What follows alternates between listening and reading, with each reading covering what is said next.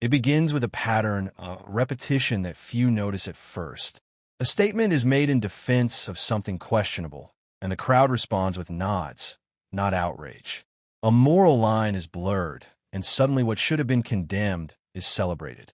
The mask is still in place, but the shadow it conceals grows larger with each passing moment. Observing this phenomenon, it becomes clear that there is a network of behaviors, an almost predictable script played out across congregations, social media, and public statements. One action mirrors another, and a template emerges. A morally dubious act occurs. The act is defended by those claiming righteousness, and the collective conscience looks away. The pattern is precise. Words are chosen carefully, framed in virtue. The language appeals to loyalty, tradition, and faith, while simultaneously rationalizing actions that would otherwise prompt discomfort. It is a dance between moral authority and social obligation, and the observer notices that the line between defending the innocent and excusing the harmful has grown disturbingly thin. The defense is not chaotic, it is systematic. Certain phrases recur. We must pray, judge not. Consider the circumstances, we all fall short. Each serves as a shield against scrutiny, a buffer that protects actions from moral evaluation. The rhetoric is consistent across regions, denominations, and audiences, suggesting an unconscious network of moral bypassing. At the heart of the phenomenon lies a complex psychology. Cognitive dissonance emerges when individuals who are seen as paragons of virtue confront evidence of wrongdoing. The impulse to protect the group, the institution, or the identity of righteousness can override objective judgment. This is not naivete. It is a structured defense mechanism. When one considers the mechanisms at play, it becomes clear that defending questionable behavior often serves multiple purposes simultaneously: preserving reputation, maintaining authority, and avoiding existential discomfort. Each layer reinforces the next, creating a system where the morally compromised is not confronted but shielded by those ostensibly committed to ethics. Patterns extend to the public sphere. Social media amplifies these behaviors, where statements defending questionable actions are broadcast, endorsed, and shared. Reactions are polarized, yet a subset of observers consistently aligns with the defense, offering moral rationales and justifications. Statements of concern are met with admonishments about unity, faith, and loyalty. The mask of righteousness remains intact, but the structure beneath it begins to reveal a recurring script. Ethical lapses are not merely overlooked. They are actively rationalized. And the more public the platform, the more meticulous the defense becomes. The observer cannot help but note the chilling efficiency of this mechanism. Historical patterns echo in contemporary behavior. Ethical compromises defended in private gatherings decades ago now manifest in public forums, online streams, and national conversations. The rationale is identical. The maintenance of moral identity for the individual or the group supersedes the imperative to acknowledge wrongdoing. This continuity suggests a cultural transmission of moral defense, a tacit curriculum passed down through leaders and influencers who are revered as moral authorities. It is almost algorithmic. When wrongdoing occurs, defend with virtue. When criticism arises, redirect with faith. When doubt persists, invoke loyalty.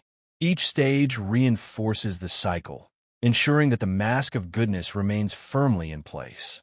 The emotional architecture of the audience is carefully calibrated. Apologies, when they occur, are strategic rather than sincere. Reactions are managed.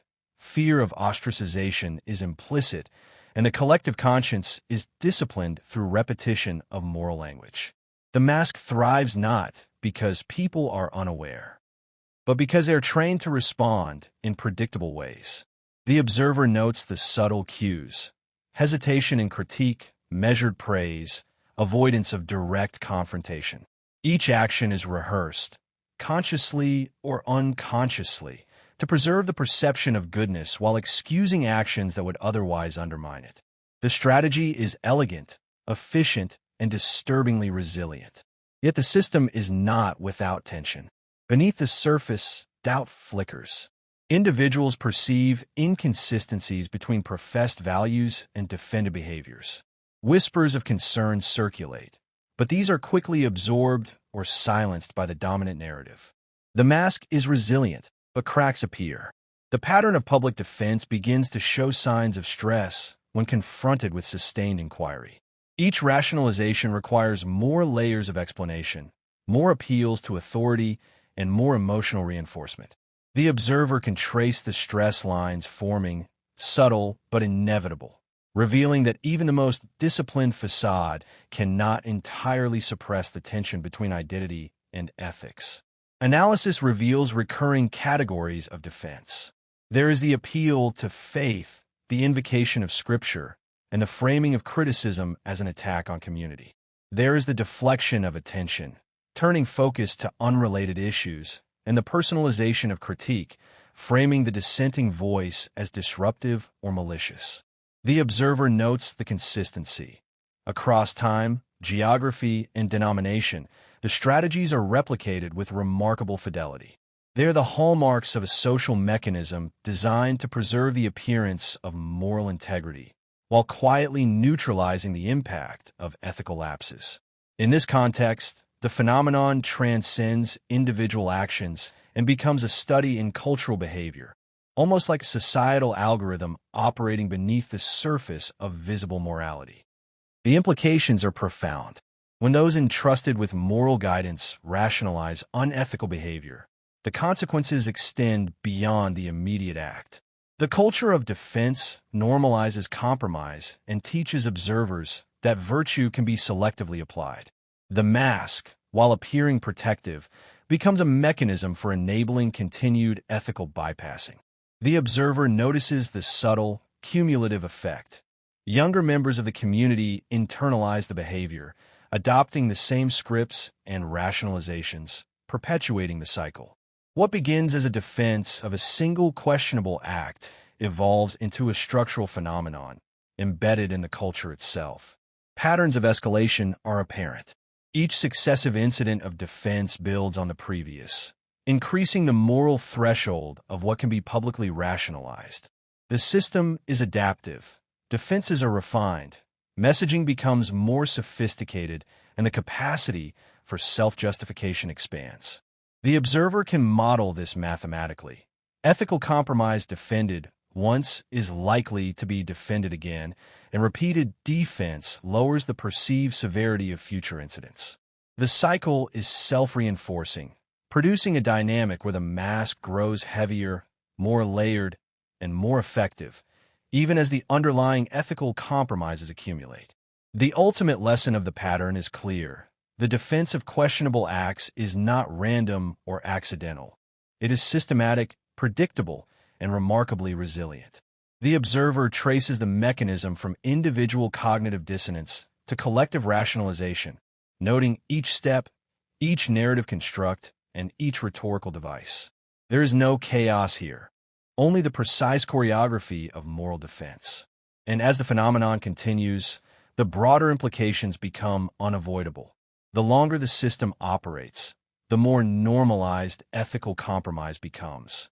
Those who observe closely recognize the trajectory, the way each action sets the stage for the next. And the growing difficulty of reclaiming integrity once the mask is firmly in place. The final assessment is stark. Left unchecked, the pattern will escalate. Defenses will become more elaborate, rationalizations more audacious, and the threshold for what is publicly defended will expand further. The mask may appear flawless, but the observer understands the machinery beneath, a network of cognition, rhetoric, and social reinforcement operating with remarkable efficiency. The phenomenon is not limited to isolated incidents. It is a systemic issue with structural consequences. And while the audience may not yet perceive the full scope, those trained to analyze patterns recognize the inevitable trajectory. The system will continue to evolve, and unless there is conscious intervention, the mask will remain in place, and ethical compromise will continue to flourish under the guise of goodness. As the analysis concludes, The observer leaves the audience with a final warning. Vigilance is necessary, scrutiny is essential, and understanding the mechanism is the first step toward meaningful accountability. The pattern is resilient, adaptive, and deeply embedded. Those who witness it must recognize the signs, dissect the narrative, and confront the rationalizations with clarity.